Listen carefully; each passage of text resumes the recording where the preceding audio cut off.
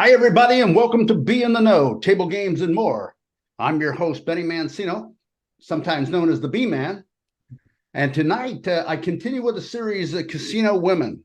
And we've got a really great guest today who is, I can't call her a journey man, she's a journey woman or journey person. And she's been all over to several jurisdictions. Patricia Ryan, welcome to Be in the Know. Thank you, Benny, very much. It's very nice to be here. So I always like to start off especially when I'm talking to a casino person, and ask them, how did you get into the table games business? I got in very young, right out of high school. Started out as a crap dealer at the Sands in Atlantic City there for 10 years. Then the Midwest and the South started opening up new casinos, and I decided to take a shot. And I opened up a casino in Louisiana, Shreveport, Harris. I was the games instructor there. Hmm. And I was there for a couple years. Then I went to open up a property in St. Louis, the Players Island property. And there I was the casino administrator. And I Well, let's worked. let's go back to AC when you started, right? Okay. So you're a young girl, right out of high school. So did they allow like 18-year-olds to work in AC when it first opened? Yes, yes. You could work in AC at 18 dealing. You could not come in on your day off and get your check without a security escort across the floor, but you could deal at 18. Yeah.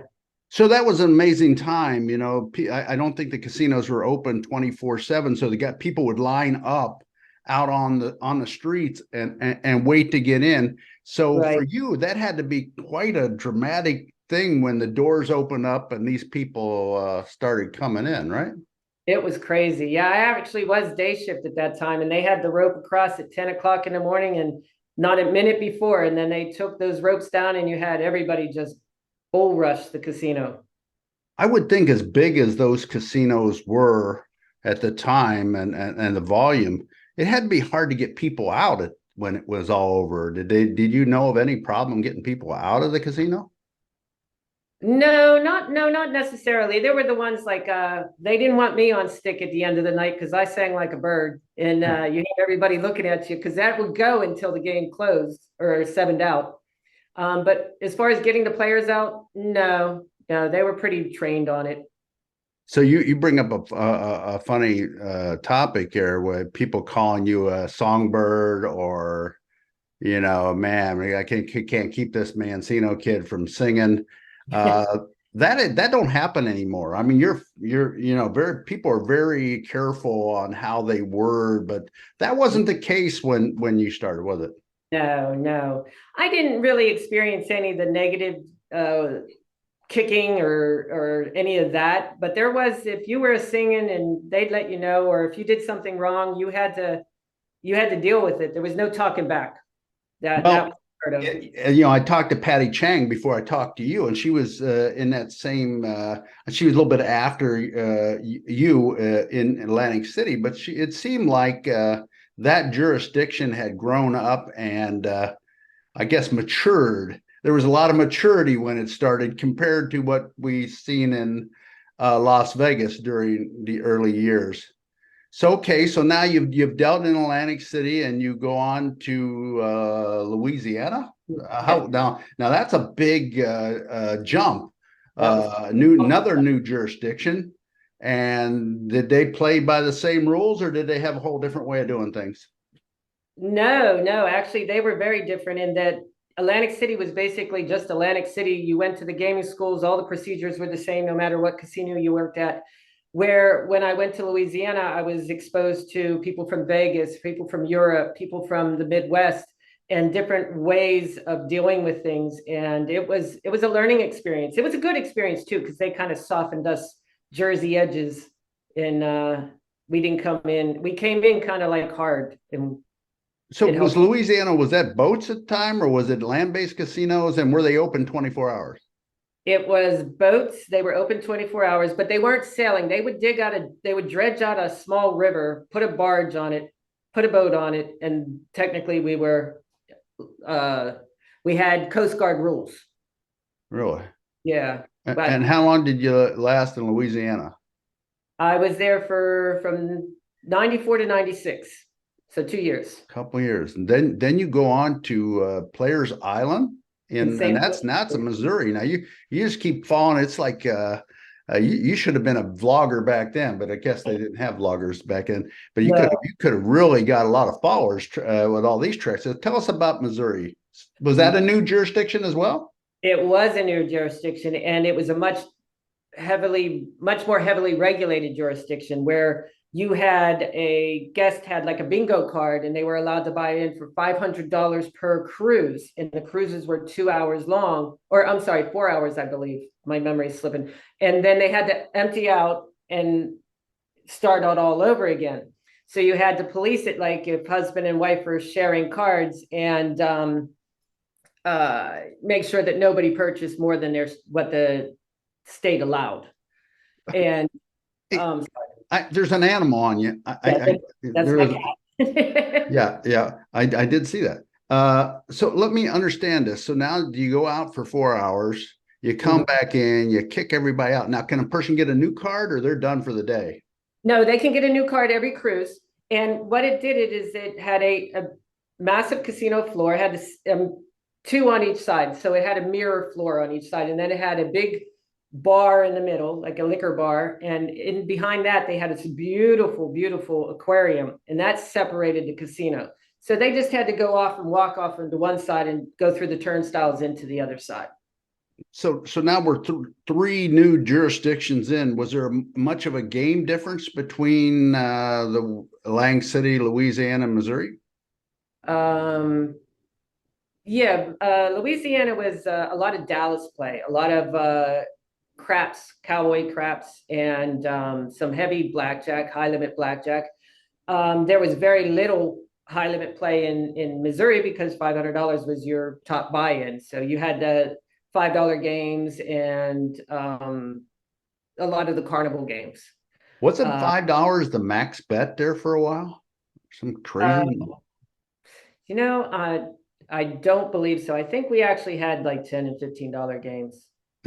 Yeah, I got a beautiful they picture. were higher than that. Really? I got a really beautiful picture from one of the Missouri casinos of one of my ship managers looking off at one of them riverboats as it was getting towed away.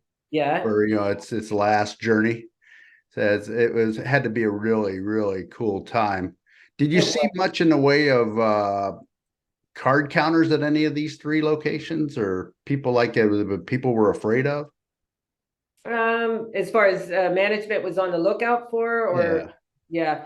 The Dallas play a little bit, not much in St. Louis, Michigan. There was quite a bit of watching out, and we had card count teams. Okay, so you go to another new jurisdiction. You can't stand it. You can't. You got to keep going and torture yourself with opening these properties. I love opening them. So the next step on the line is MGM Detroit. Tell us what that experience was like. That was amazing. I had basically our entire staff of table games was brand new.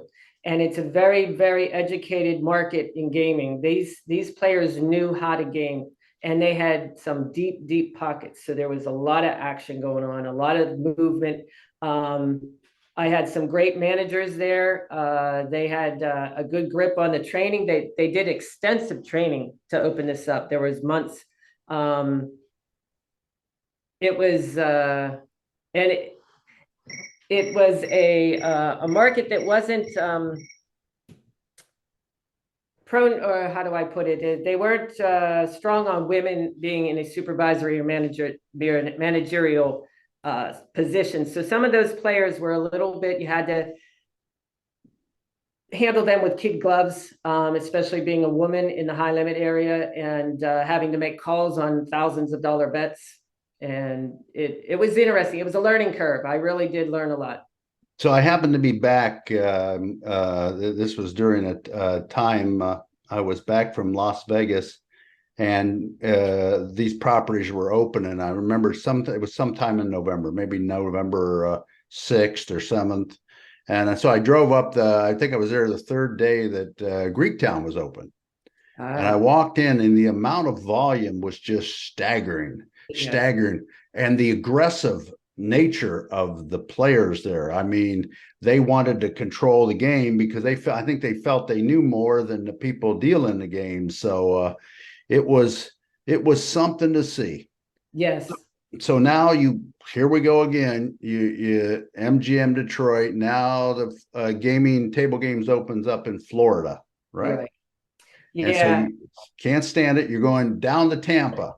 Yes. That's a step up from Detroit, definitely, and weather-wise. So Weather-wise. tell us about. So let me tell you a story I heard. Now I'm not saying this story's true or not. Maybe you've heard the story. Okay. Tampa Hard Rock really shouldn't exist. It really shouldn't exist. But they were digging a garage in downtown Tampa, Mhm. and they got down so far, and all of a sudden it excavated some human remains, and everything stopped. The I whole never heard that. the whole process stopped. So now they've got to bring somebody in to analyze these remains before they continue on. This is a huge project. I don't know if it was connected to a court building or whatever, but it was a huge project in Tampa, whatever it was. Mhm. So they find out the remains. It's a Seminole burial ground that nobody knew about. No, nobody had a clue. So Wow. they need this property. They need this property. So they go to the leader of the Seminole tribe at that time, who was a woman, and said, "Hey, we will exhume all these remains, and we've got this piece of property out here, which was like the size of a postage stamp, but it happened to sit right between two very well, what is the Florida Turnpike and Route Oh, 75. out there? So Yeah. it couldn't be at a better location, right? Right. So they moved the burial site to there, and of course they put the casino on top of it. So that's how Hard Rock Tampa became. Not maybe that's folklore, but I heard that from a pretty good source. So go Wow. ahead, tell me now what was opening Hard Rock Tampa? Nuts? Nuts. Nuts was right. It was crazy. The volume was there similar to the Detroit area, but a definitely different crowd. A wealthy touristy crowd with a large disposable income and a lot less knowledgeable about the games. And they were there to have fun. So there was a lot less of that aggression. But simply massive people. Tampa is the only casino on the West Coast of Florida. So, I mean, we had a monopoly on that area. Yeah, to give you an idea, folks, I'm not going to mention think about high double digit millions. Mm. That's what they do on a weekend in Coin In and the slot machines. So it's a gigantic operation, which is going to get more gigantic here very shortly. In the next couple of days, they open up roulette and craps for the first time, along with reigniting their sports betting app. So it's a big month for gaming, especially table games in Tampa. So did you work directly with Paul Mullo in Tampa at all? Yes, he was the director down there. I was a pit manager, so we were on the floor all together all the time. Quite a character, quite Yeah, quite a character. This Paul he Mall. is definitely a player relations person. Yes, he did well. Yeah, he's a pretty good strategist too on Yes, things. So now you go back to Atlantic City, yes, yes. Then another new opening, not a new opening, but a reopening. yeah, What would we call Taj that? So it used to be the Taj Trump Mahal. Taj Mahal. Now it becomes Hard Rock AC, but you go in a different capacity, a different direction.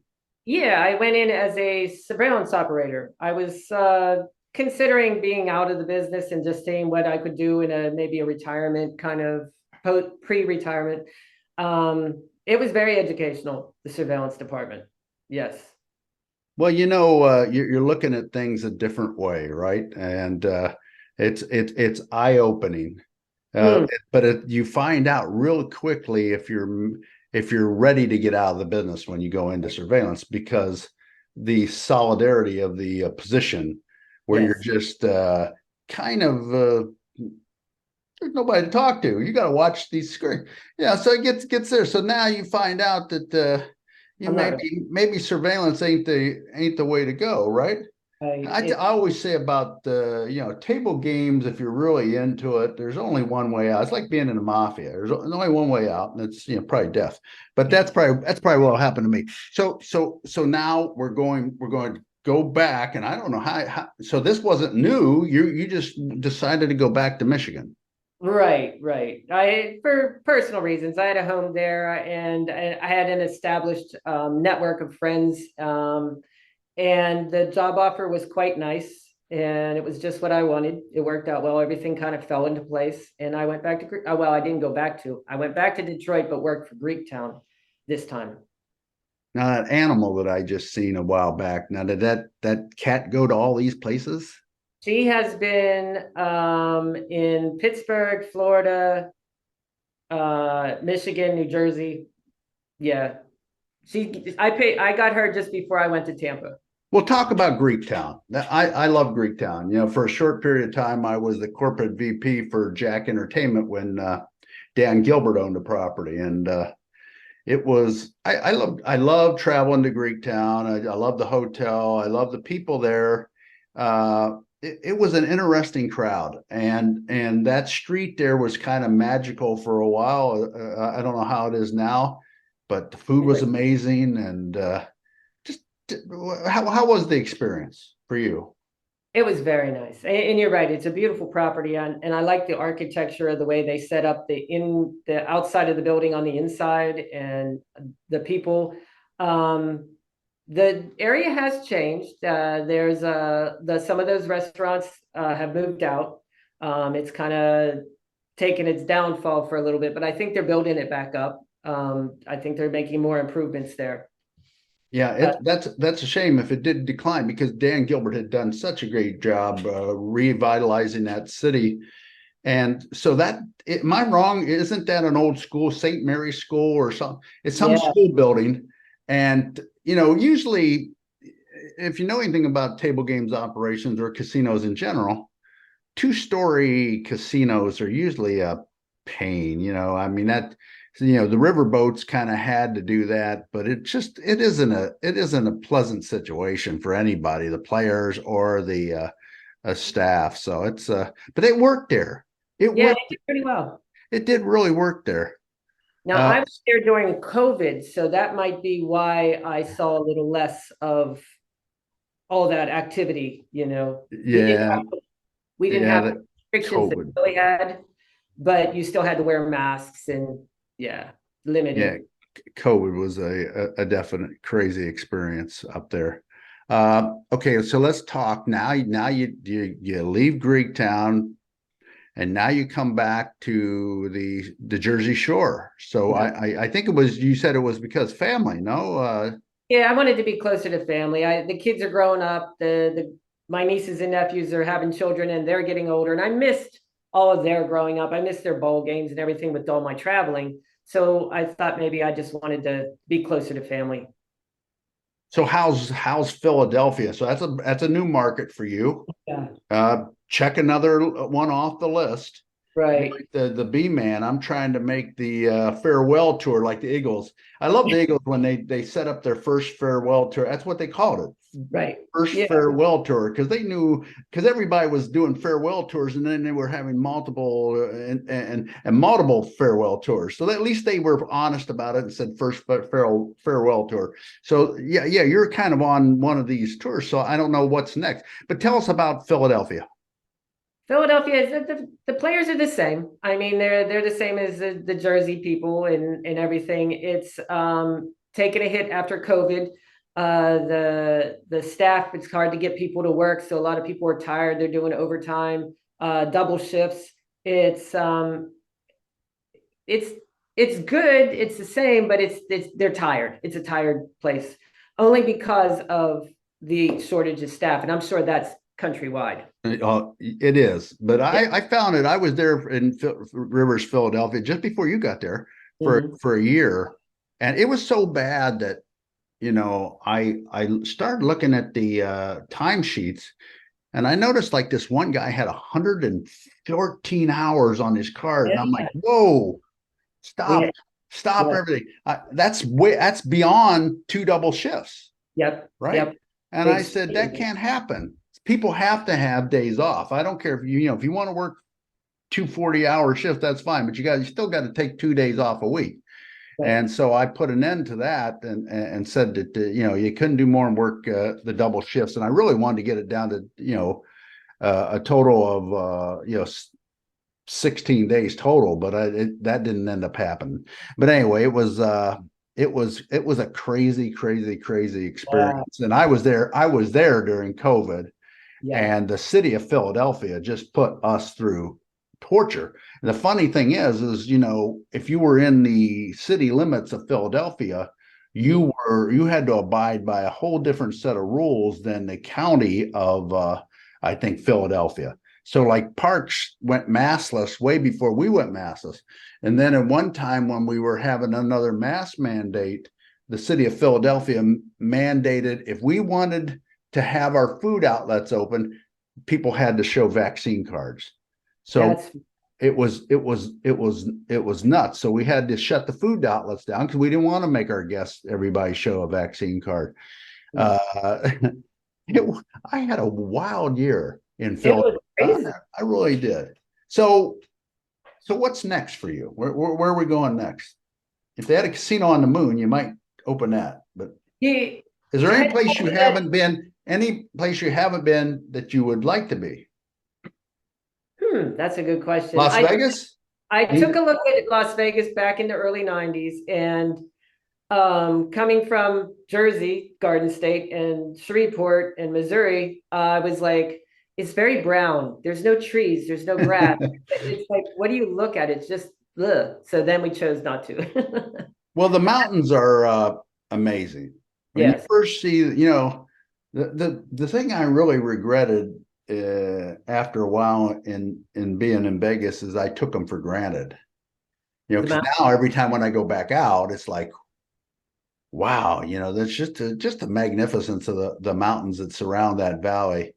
And really, the thing that since I've spent my 23 years there and now I go back, just the enormity of what happened to this small little town. And I Yeah. mean, it was a little town when I got there. When I pulled in there, the second day, I think, or third day I was there was an article in the paper that was talking about exposure to gaming in the US. And it said that 7% of the United States population had been exposed to any form of gaming. 7%. I mean, Yeah. we're talking about bingo. We're talking about lotteries. We're not just talking about stone. If you would have taken them numbers and drilled down into like casino gaming, you would have found it would be probably 1 or 2% had ever walked into a casino.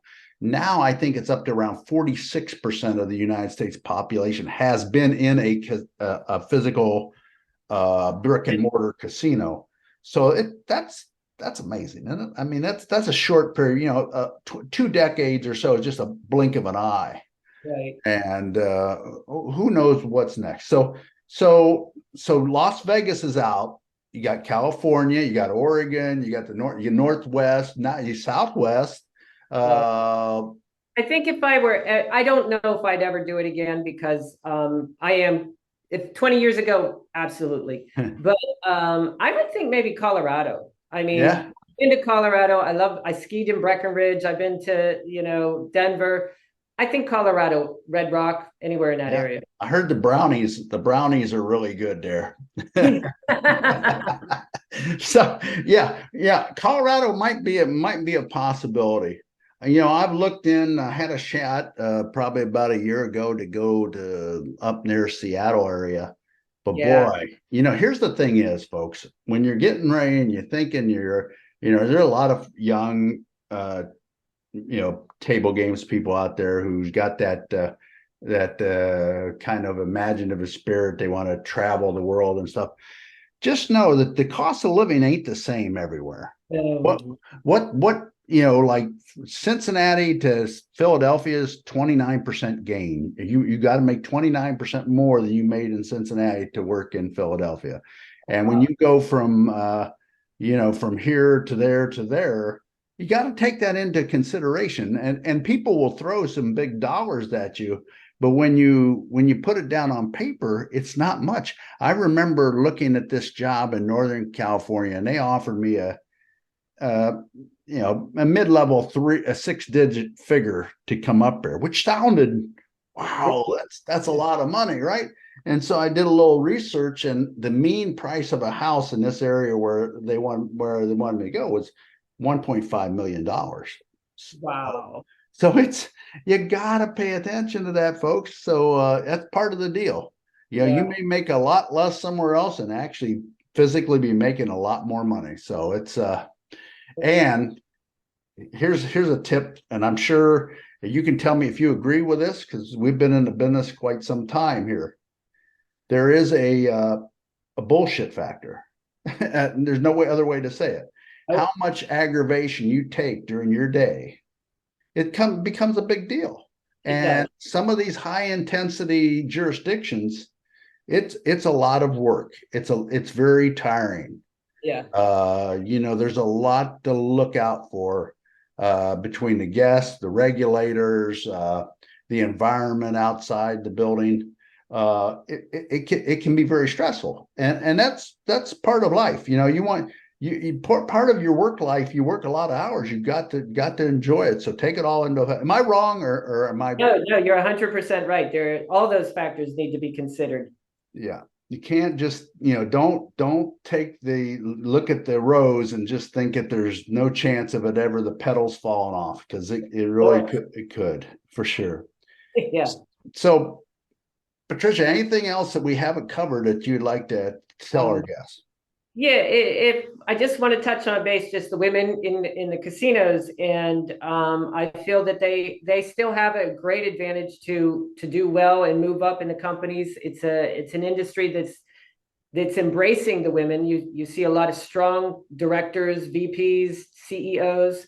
For the young ones coming in, I would just tell them to like focus, learn as much as you can, diversify, get into other departments if you can. I know a lot of casinos do this cross training where they'll cross train tables with slots and even the cage. Great project to get involved with. But yeah, I think women are going to do well in the industry. I believe they have. I think they've stepped up and made a difference. Well, if you look at a lot of the areas of new gaming, iGaming, sports betting, the women throughout these cutting edge industries are crazy. A Yeah. lot of women into the AI part of Mm, table games coming up. And I got to agree with you. Here's the thing: is the work ethic as a whole, yes. women, men, whatever, really has declined. But I see a lot more vision in women in the last decade than I do in men. They just don't have the vision, and they can't see. First, you got to do is like if you want to be a VP of something, first you got to visualize it. If you can't visualize it, you'll never get there. And you're not going to get there without work, and it's not always going to be good. But you got to No. understand, every bit of pain you go through brings you one step closer. If you're Yes. not feeling no pain, you're not going nowhere.